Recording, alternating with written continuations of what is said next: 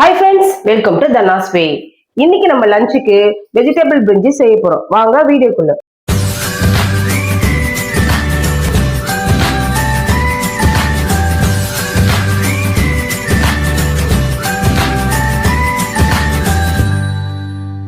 ப்ரீப்ரிப்பேர்டா நம்ம வெஜிடபிளை நறுக்கி வச்சிருக்கோம். டொமேட்டோ, ஆனியன், உருளைக்கிழங்கு ஒரு 2, கேரட் 1, பீன்ஸ் ஒரு 7-8, 3 பச்சை மிளகாய், கொஞ்சோண்டு புதினா, 2 டம்ளர் ரைஸை நான் ஊற போட்டு வச்சிருக்கேன். பிரிஞ்சின்னு நம்ம பிரெட் இல்லாம செய்ய முடியாது இல்லையா? ஸோ பிரெட்டை வந்து எண்ணெயில போச்சுட்டேன். கொஞ்சோண்டு முந்தி பருப்பு வச்சிருக்கேன். இந்த வெஜிடபிள் கூட இந்த மீல் மேக்கரும் சேர்க்க போறேன். சுடு தண்ணி போட்டு ஊற வச்சு நல்லா புழிஞ்சு வச்சிருக்கேன். இப்போ நம்ம பிரிஞ்சி சாதத்தை தாளிச்சுக்கலாம். குக்கர்ல தான் இன்னைக்கு செய்ய போறேன். லஞ்சுக்கு சீக்கிரமா செய்யலாம். 1 டேபிள் ஸ்பூன் எண்ணெய் விட்டுருக்கேன். அது கூடவே 1 ஸ்பூன் நெய். எண்ணெய் காஞ்சிடுச்சு. 3 ஏலக்காய், 1 ஸ்டார் அனீஸ், 2 பட்டை, ஒரு 5 கிராம்பு எடுத்திருக்கேன். அதிக மசாலாலாம் பிரிஞ்சில சேர்க்கக்கூடாது. சேர்த்தீங்கன்னா பிரியாணி மாதிரி ஆயிடும்.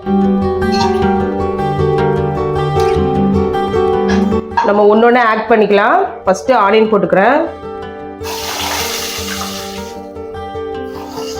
பிரியாணி மாதிரி கோல்டன் ப்ரௌன் எல்லாம் வதங்கணும் அவசியம் இல்லை. கொஞ்சம் கலர் மாறின பிறகு நம்ம ஒரு காய்கறிகளா போட்டுக்கலாம்.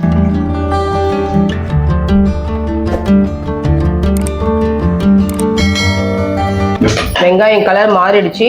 இந்த டைம்ல நம்ம எடுத்து வச்ச இஞ்சி பூண்டு சேர்க்க போறோம். 1.25 ஸ்பூன் சேர்த்திருக்கேன். லைட்டா வதக்கி விட்டுட்டு நம்ம எடுத்து வச்ச வெஜிடபிள்லாம் சேர்க்க போறோம்.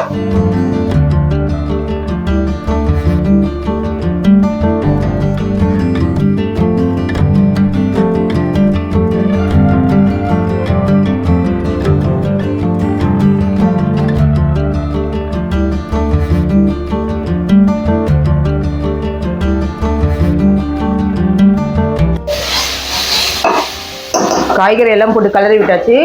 நம்ம எடுத்து வச்ச மீல் மேக்கரும் சேர்த்துக்கலாம். ஒரு கலரிட்டு 1 ஸ்பூன் மிளகாய் தூள், 1 ஸ்பூன் கரம் மசாலா. நான் அதிகப்படியா மிளகாய் தூள் சேர்க்கல. ஏன்னா பிரிஞ்சி சாதம் வந்து ஆஃப் ஒயிட்டா இருந்தால் தான் நல்லா இருக்கும். இல்லை பிரியாணி ஸ்டைல் வந்துடும். ஸோ பார்த்து சேர்த்துக்கலாம். இது கூடவே 2 ஸ்பூன் தயிர்.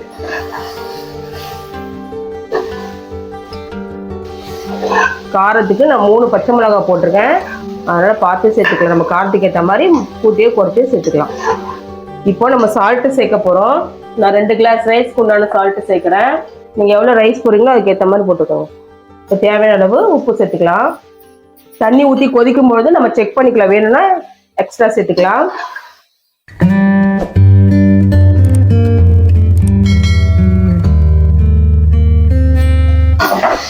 காய் ரொம்ப வதங்கணும்னு அவசியம் இல்லை. குக்கர்ல போறதுனால குழஞ்சிரும்.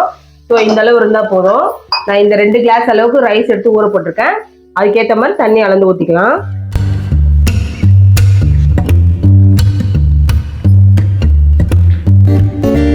ஒன்றுக்கு 1.5 அளவில் ஊற்றிருக்கேன். 3 கிளாஸ் தண்ணி ஊற்றிருக்கேன். நம்ம பாத்திரத்தில் செய்யணும்னா 1க்கு 2 கூட சேர்த்துக்கலாம். ஸோ குக்கரில் சேர்க்கும் போது அரிசியும் ஊற வச்சுட்டேன். ஸோ 1க்கு 1.5ன்றது கரெக்டாக இருக்கும் உங்களுக்கு. இப்போ தண்ணி நல்லா கொதிக்கட்டும். கொதிச்ச பிறகு உப்பு கரெக்டாக இருக்கா செக் பண்ணிக்கலாம். கொதிக்க ஆரம்பிச்சிருச்சு. உப்பு செக் பண்ணிக்கலாம். ஓகே, கரெக்டாக இருக்கு. இப்போ நம்ம ஊற வச்ச அரிசியை போட்டுக்கலாம்.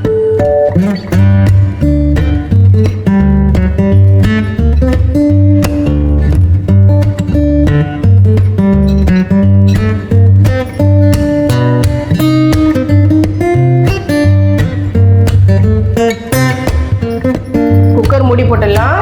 மீடியம் ஃப்ளேம்ல ஒரே ஒரு விசில் தான் விடணும். ஒரு விசில் விட்டுட்டு ஃப்ளேம் அடங்கின பிறகு தான் ஓபன் பண்ணணும்.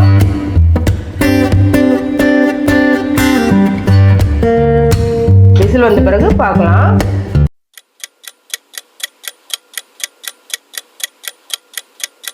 ஒரு விசில் வந்துருச்சு. ஸ்டீம் அடங்கிடுச்சு.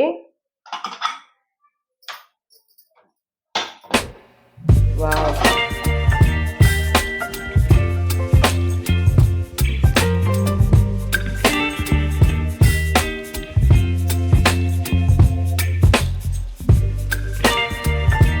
வெள்ளரி பச்சடி செஞ்சுக்கலாம். ஒரு மீடியம் சைஸ் வெள்ளரிக்காய் அரைஞ்சி வச்சுருக்கேன். அதில் கெட்டி தயிர். எந்த பச்சடி செஞ்சாலும் கெட்டி தயிர் தான் போடணும், இல்லைன்னா இலையில விட்டா பக்கத்தயிர் மட்டும் போகும். உப்பு,